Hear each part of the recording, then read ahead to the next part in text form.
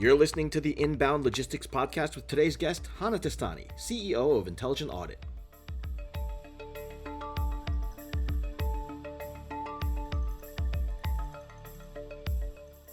Having all the right data at hand is crucial for a company's efficiency and strategic decision-making.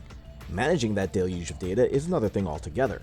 While AI can help keep things together, technology alone isn't necessarily the right answer for everyone. Instead, the right combination of technology and human expertise might be what your company needs to navigate the current market. Hannah Testani, CEO of Intelligent Audit, joins us to share her take on the state of the freight bill audit and payment landscape. Joining me today on the Inbound Logistics Podcast, I have Hannah Testani, CEO of Intelligent Audit. Hannah, thank you so much for joining the show today. Thank you for having me on. It's an absolute pleasure. It's great to have you. Welcome. Hannah, before we get started, could I ask you to introduce yourself to our audience? Tell us a little bit about you and your background in the industry and what you're doing with Intelligent Audit today. Sure. So I'm Hannah Testani, been at Intelligent Audit for about 17 years.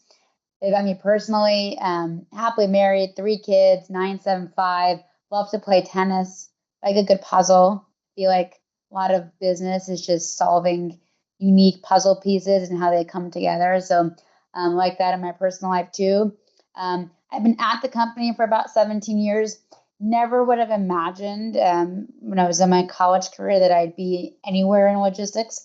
I loved finance. At that point, I had big aspirations to be CEO of Lehman Brothers, but that obviously can't happen because they went under.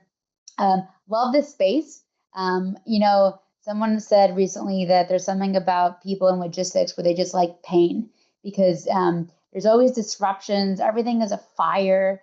There's so much urgency, and it just always seems like your back is up against the wall. But I thoroughly enjoy what I do. I like being a pioneer in the space, having a target in our back. And at the same time, it feels like, every 6 months there's a new competitor.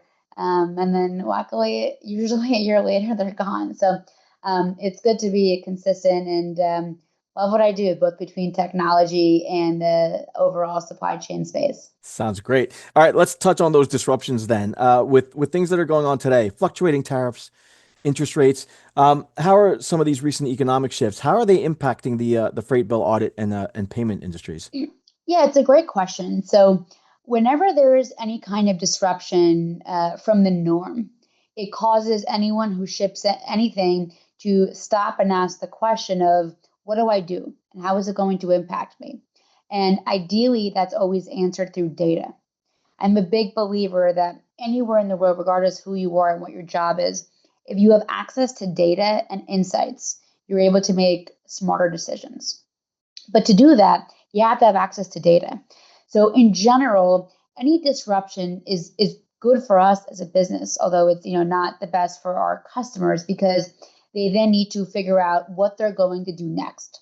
And the reality is, for most shippers in this space, when something really bad happens, so a tariff, a war, a ship stuck in a canal, anything that's happening, a bunch of pilots go on leave, whatever it is that continues to occur, there's always a question from those companies on how do you immediately avoid friction to end consumers? And by default, what that means is our customers just do whatever they can to survive. So they will make the best decision at that time, which might not actually be the smartest decision for them long term. So where that means for us is we have the ability to shine, because for us, it's always a data question. We're not here to make emotional decisions, but we can empower our customers with the right data. So one, they can survive the immediate and they can make the decision that has to happen so business continues to flow. But then after the fact, we can really question them and say, here's what you're doing today, and here's why it's inefficient. So whether it's a cost inefficiency or cost and customer experience and time in transit. So in general, because we're at this unique vantage point where we have access to all of our customers' transportation data, we really can come in and say, here's how to be more efficient and here's how to be smarter. And it's always a conversation backed by data, which allows it to be an easier conversation for everyone to get on the same page with. And when you're talking about trying to wrangle all that data, though, inevitably companies have to look towards technology. So specifically artificial intelligence, it's a huge buzzword in the industry today across all sectors.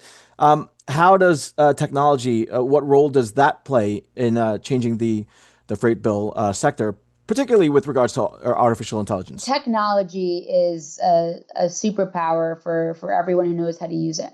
And, I highly encourage it to everyone in our space. So I'll start by first just the basic technology. What technology can do is it creates automation for where people have to do things when technology does not step in. So most simply, a person used to have to compute everything with, a hand and a piece of paper. Now they can use a calculator. AI is that on steroids. But I will say most of the wins in our space is just done through automation. It's automatically being able to receive data, automatically being able to load data, automatically working with carriers to fix issues. So automation is the biggest win that we've had as an industry. That being said, AI is, automation on steroids. And I like to break AI into two main components. And I really feel like AI is always grouped into a productivity boost. And I love that. I think it's so important. But I really wish more people talked about how AI can be used for new innovative solutions. And so I'll talk about both. From a productivity perspective, it is an absolute no brainer. AI can do so quickly what humans can't do. So we're leveraging AI across the organization. We're very fortunate that our chief product officer actually works with OpenAI continuously. That allows us to be on the cutting edge of knowing how to leverage arguably the latest and best form of large language models to our advantage. So we leverage it to answer emails. So it's a live bot. It does that very well. And if you think about why, when people engage with a bot, it's always unstructured in nature. So ChatGPT, and we use their API because it's a commercial license, can take unstructured data, whether we're getting questions that come in an email, whether it comes in different languages, a PDF, a CSV, an Excel file. There's no structure to how people communicate with us. ChatGPT will take that, streamline it, respond back to our carriers within 60 seconds. That is a huge win. And that was something, again, it's a productivity boost. Our people could do it before. Now we could do it faster. So it helps us. It also helps the carriers get a response faster. We're also using it to be able to road carrier invoicing. We used to have to do that through, OCRTA technology, which was fine, but not very robust. And now through ChatGPT's API, we can use that a lot more intelligently. It can plug in missing data. It can use, intelligence to be able to make sense of data. So again, it's throughout the entire organization. We're leveraging it for productivity. Every department, whether it's the audit team, engineers, our client success team, it is a superpower. The way I equate it to, in a very simple way, our teams used to each have access to screwdrivers. And if you've ever built anything at home, a screwdriver is great. It works. It builds what needs to be built. But then that one day someone gives you a drill and you're like, why didn't I have this drill when I began? I could have built 10 of these in the time I could do one. So it is that same concept for productivity. So again, huge fan, use it, and I recommend it. What I wish we talked more about is leveraging AI for new products and new solutions. That is where what AI can do, no humans can do. And equate that to what we all experience, self-driving cars. You could not do that without machine learning because you're having to create machines that can emulate what a brain can do. That is very advanced neural networks. That is machine learning on steroids, which is really deep learning. Same if you ever gone through an airport and you fly in domestically, you fly in one of the big hubs. Before you actually get entered into baggage claims, you go through 3 clear doors, and those doors are scanning your faces in whatever way it looks like to say, am I a person that I'm going to allow to walk into the airport? That cannot happen without machine learning. And that is, again, I just wish we talked more about that. We've been leveraging artificial intelligence using machine learning for anomaly detection for about 5 years now. So, well before large language models were a thing, we've been leveraging machine learning. And I think this is by far the most impressive tools that we've created in the past decade.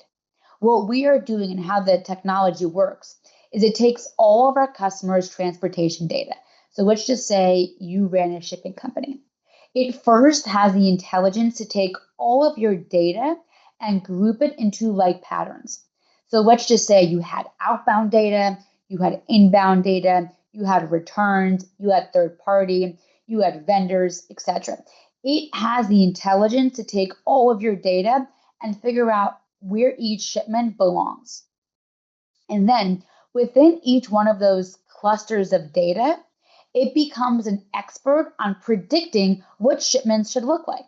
So, what that means, it knows more or less ship from and ship to points. It knows weight characteristics, services, volumes, accessorial costs, cost per shipment, on time performance. It has to predict that for every single shipment. That's why it's called AI.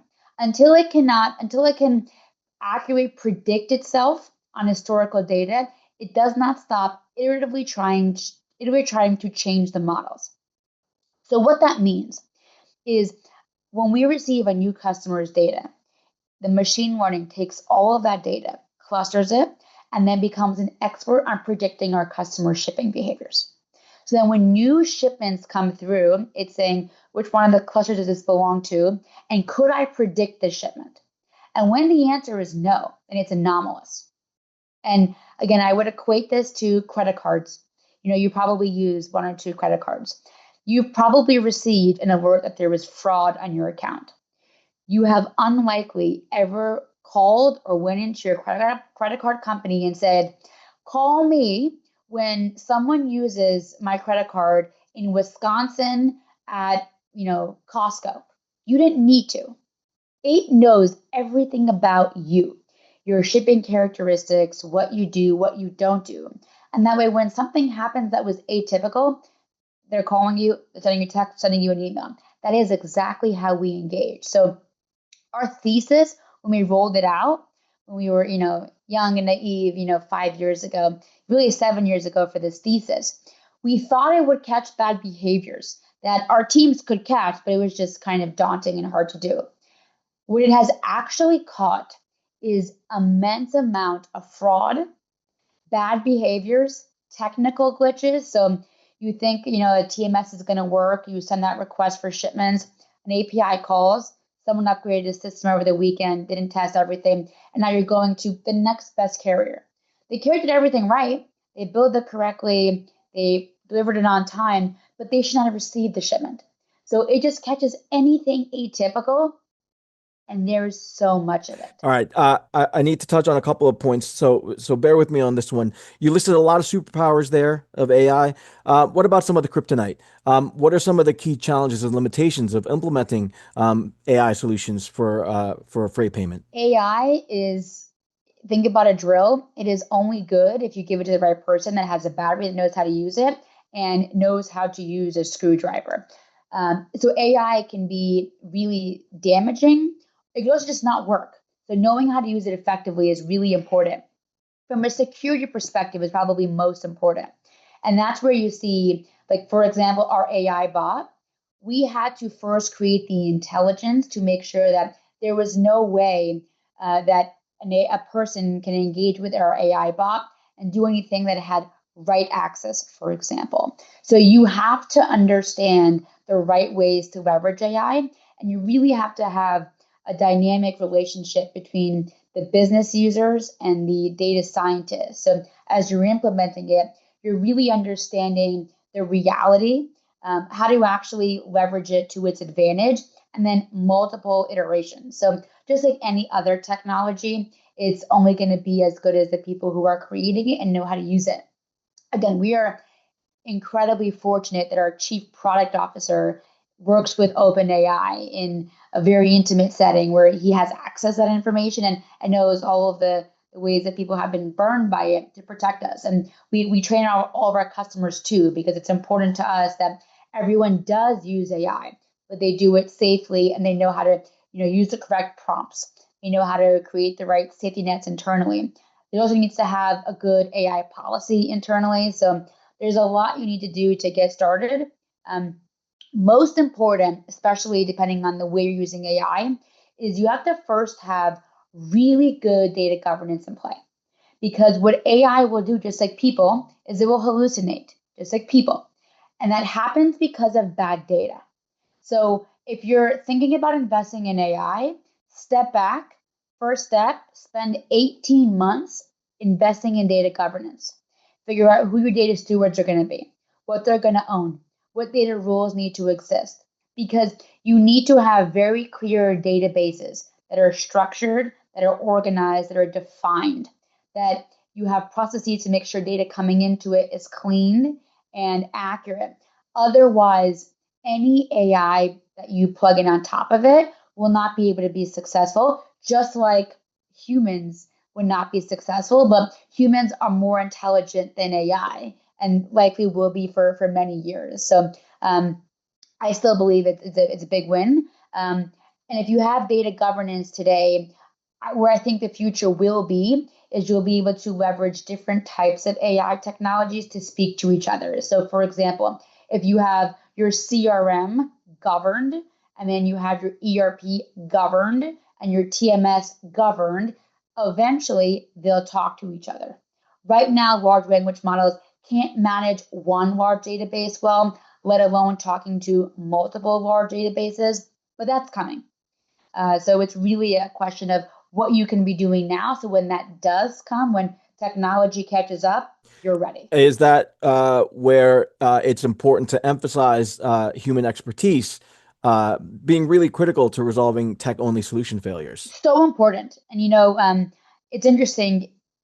The newest competition in our space is our companies that are saying, pure AI, no humans, it's just technology. And I'm genuinely interested to know how that works, because from my years and decades of doing this, technology is great. Automation is fantastic. That being said, you still need humans to do a lot. And there's AI is not that advanced. If Tesla still has people, if Google still has people, then guess what? Your freight audit company should probably still have people and experts, because someone needs to be able to talk to carriers. Someone needs to be able to explain to you what best practices are. And at the end of the day, when you just have AI training on your data, all you know is your data. You don't have the luxury of being able to say, here are what hundreds of the best, smartest companies do. Here's how to be more efficient. So if you look at our organization and the actual number of people we have, and you compare that to our competitors who say that they're pure tech, we have the same number of people. And we, process, 30 to 40 times the number of shipments, which I think to me shows that you do need to have the right level of technology and people.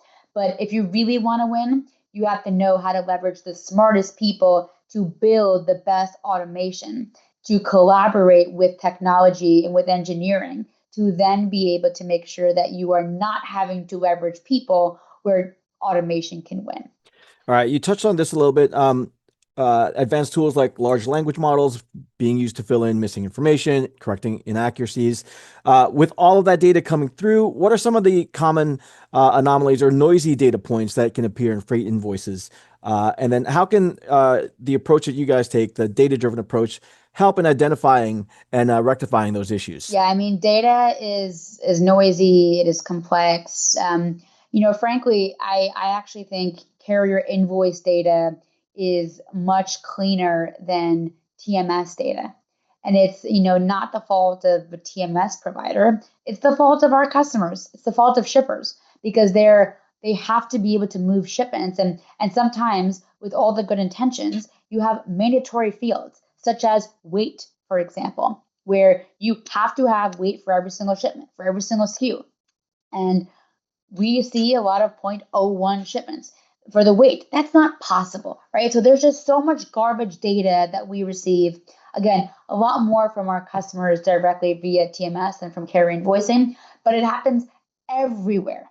So we have a tool, it's called Data True. It actually cleans data automatically as it comes through. And what it was really designed to be able to give our customers or our people the tool to be able to automatically fix data that they know is garbage, but they can't fix in their TMS or in any system they have. So it is really a tool that says when this data comes in, automatically fix it. Log it so I know what happens, but create that rule. So in terms of actual data quality, you need to have a partner that understands that. Technology companies do. And, technology companies are the laziest people out there.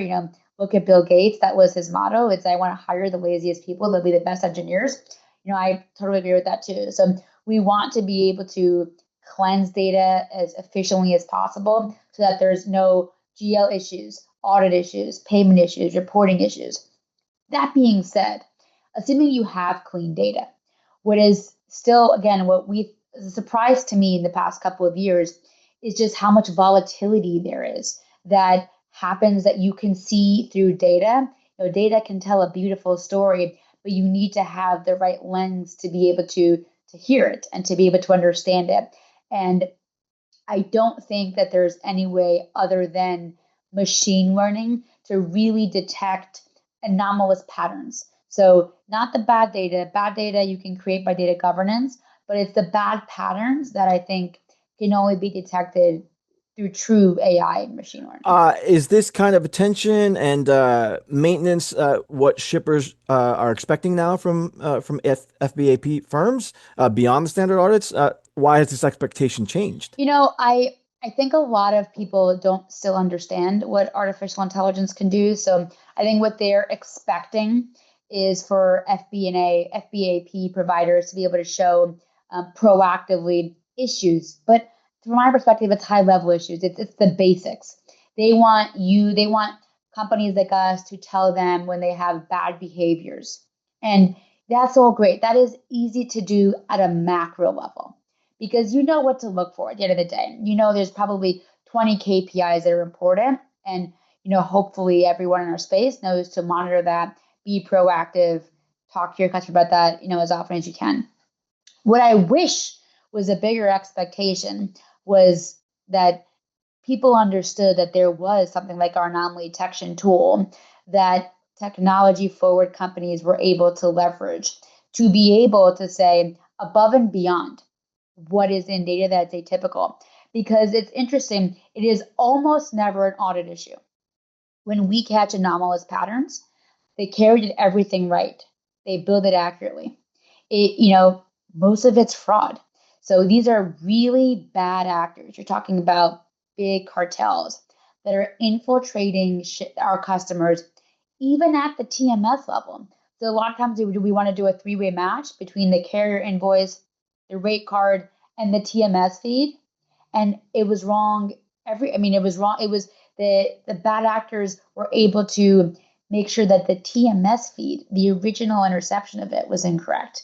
So sometimes you just can't be as good as these bad actors, but then it's a question of how quickly can you have a partner identify it and stop it before it has a bigger impact. So what are the primary challenges that shippers face in identifying and recovering, say, overcharges, especially when they're dealing with multiple carrier partnerships? Yeah, I think that working with carriers continues to be, a friction point for many in our space.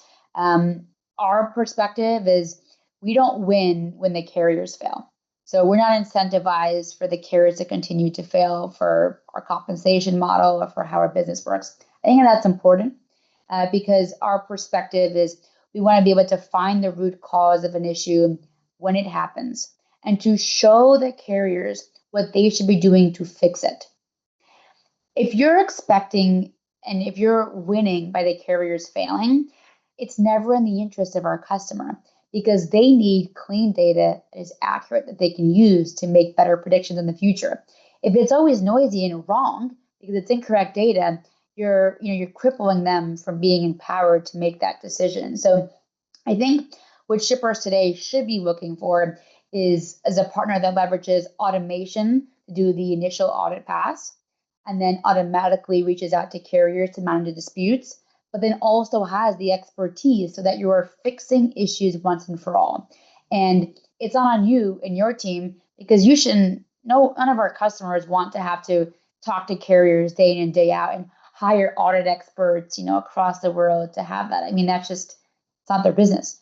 So I think that that's probably one of the biggest friction points that exists in our industry. But, there are companies that have solved that like us. Comparing costs between different carriers, that's a friction point for a lot of companies. Why is it difficult for companies to accurately compare those costs, particularly in the parcel shipping world? And what data points would be essential for them to make a reliable comparison? If you ever try to buy a mattress, it's interesting because it's the same exact mattress in different companies, but they have different logos. And the mattress manufacturers have, made it impossible for you to figure out which mattress it is. And I think anyone who tries to, they sue and they're successful at it. The parcel market is similar. Other modes are not. Parcel specifically, it's an oligopoly. I do think Amazon is about to become a real big, if not third biggest carrier, maybe the first. They're starting to win some really big retailers and healthcare companies. But at the end of the day, in the world that we live in today, if you compare UPS and FedEx, they do not make it easy on purpose for both of them to win. So even, the basic rating structure for parcel is it's zone based, which is distance. So, from 0 to 200 miles is zone 2, from 200 to 400 is zone 3, etc. Different carriers classify that differently. So even if you're just trying to take your existing data and you have 10 shipments and there's zone 2 and the weight is from 1 to 10 pounds and it's just ground, comparing that from UPS to FedEx, you have to first figure out what the new zone is going to be.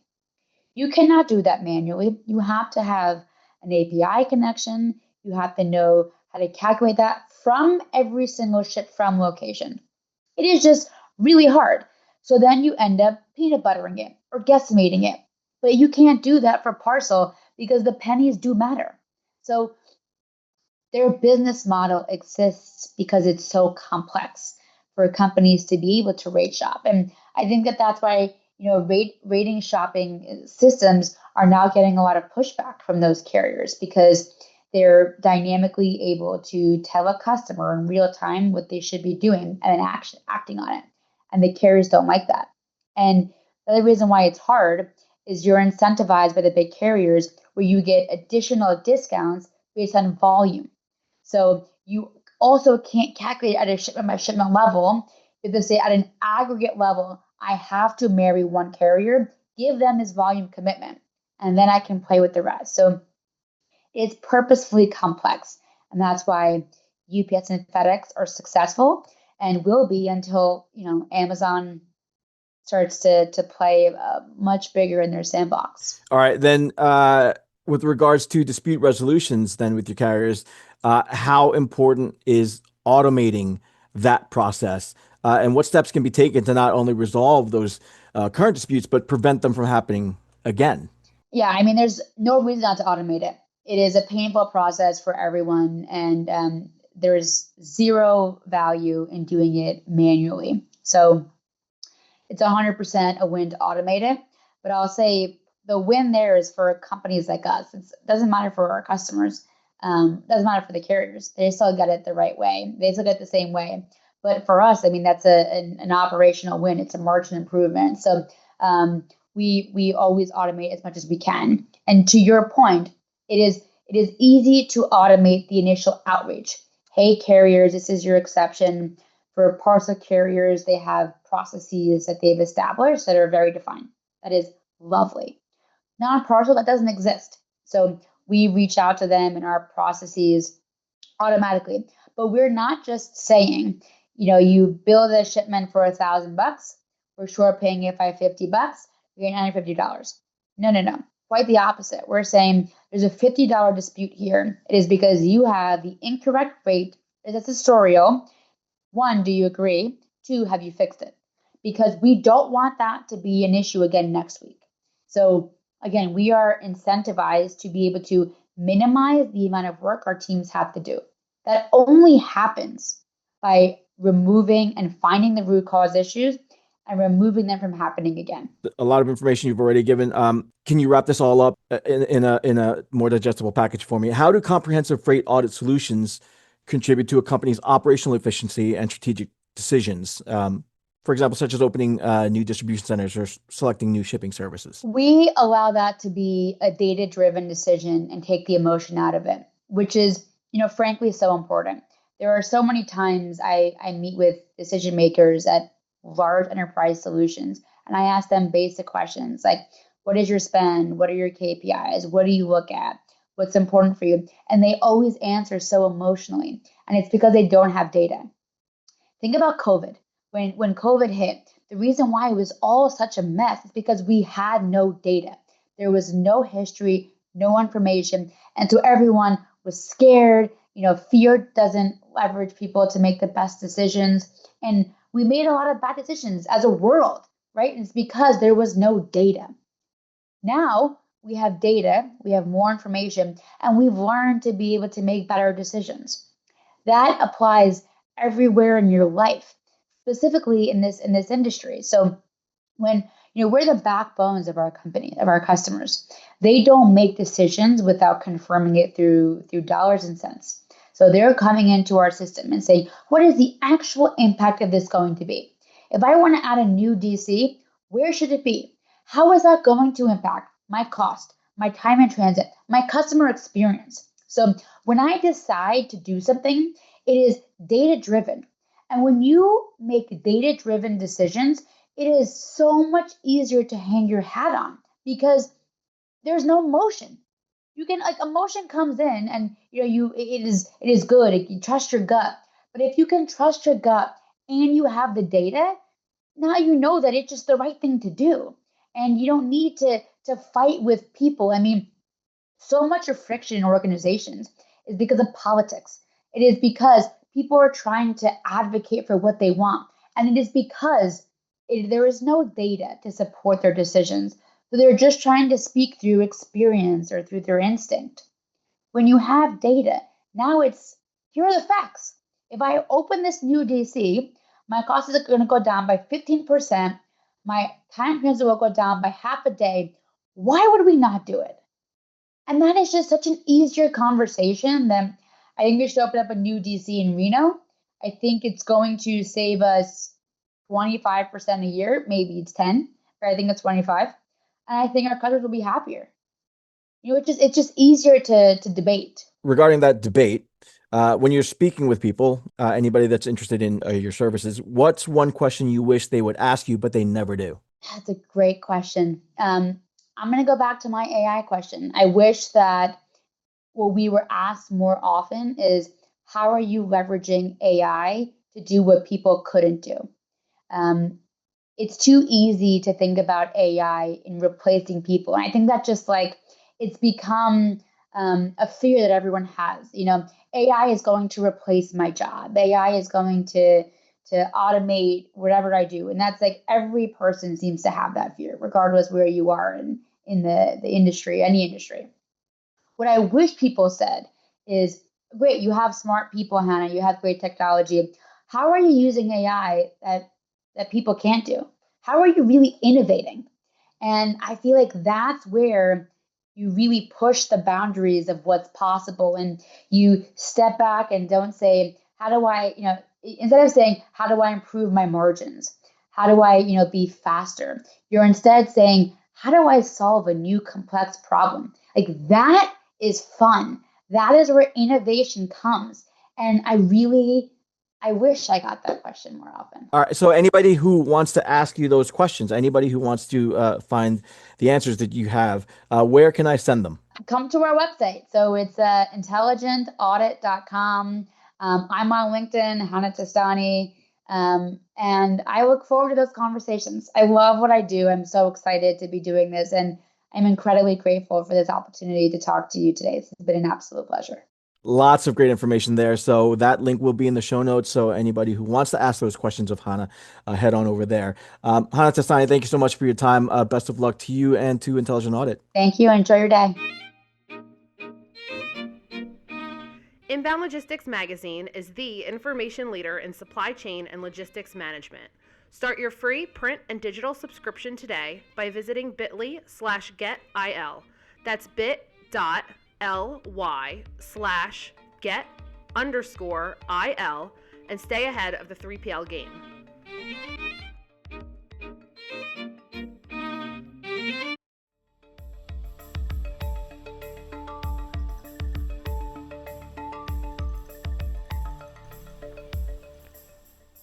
The Inbound Logistics Podcast is a production of Inbound Logistics Magazine.